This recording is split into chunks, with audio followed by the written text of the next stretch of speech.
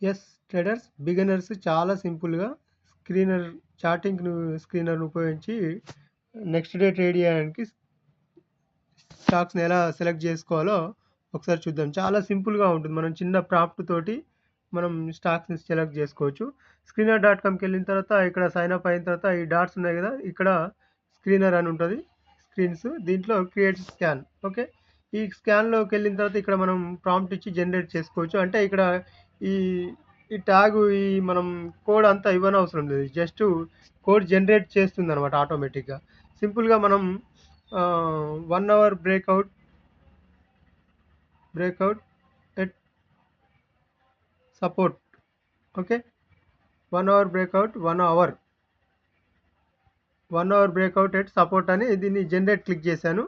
Click చేస్తే ఏం చేస్తుంది అది ఆటోమేటిక్‌గా దాని కోడ్‌ని మొత్తం క్రియేట్ చేసుకుంటుంది. మనం ఈ కోడ్ మొత్తాన్ని మనం ఇవ్వాల్సిన అవసరం లేదు. అదే తీసుకుంటదనమాట. ఆ తర్వాత ఇక్కడ కింద కొన్ని స్టాక్స్ వస్తాయి. ఎన్ని స్టాక్స్ వచ్చాయి చూడండి 603 స్టాక్స్ వచ్చాయి. దీంట్లో ఇంకా ఫిల్టర్ చేసుకోవచ్చు. కావాలంటే ఇవే స్టాక్స్‌ని గమనిద్దాం ఒకసారి. చూడండి ఫస్ట్ స్టాకు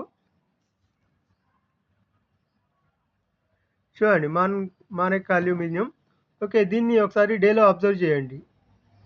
ఏం జరిగింది? ప్రీవియస్ డే క్యాండిల్ పైన క్లోజ్ ఇచ్చింది.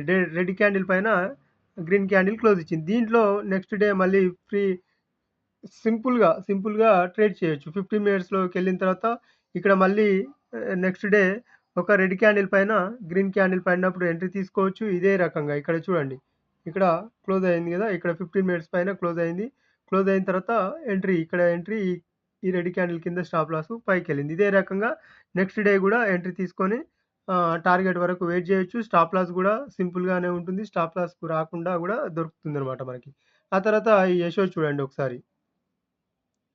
దీన్ని ఒకసారి డైలీలో అబ్జర్వ్ చేయండి. ఇది గూడా డే బ్రేక్ ఇచ్చింది. ఓకే. రేపు మనం అనుకున్నట్టుగా 15 మినిట్స్‌లో మళ్ళీ బ్రేకౌట్ వస్తే రెడ్ క్యాండిల్ పైన గ్రీన్ క్యాండిల్ ఎంట్రీ తీసుకోవచ్చు. అదే రకంగా మనం ట్రేడ్ చేయొచ్చు స్టాక్స్‌లలో. అట్లాగే ఇవన్నీ గమనించండి. మీరు ఈ రకంగా ప్రాంప్ట్‌ని తీసుకున్న తర్వాత జనరేట్ చేసిన తర్వాత వచ్చిన స్టాక్స్‌ని గమనించండి. మిగతా స్టాక్స్ గూడా మీరు గమనిస్తే మీకు గూడా అర్థమవుతుంది ఒకసారి. ఆ తర్వాత ఎంట్రీ అసలు పర్ఫెక్ట్ అవుతుందా లేదా అనేది మీకు కూడా అర్థమవుతుంది. ఇలా సింపుల్‌గా చార్టింగ్‌ని యూజ్ చేసి స్కానర్ ద్వారా మనం నెక్స్ట్ డే కోసం ఎంట్రీ తీసుకోవడానికి స్టాక్స్‌ని సెలెక్ట్ చేసుకోవచ్చు. మీరు గూడా ట్రై చేయండి. ఓకే. Thank you.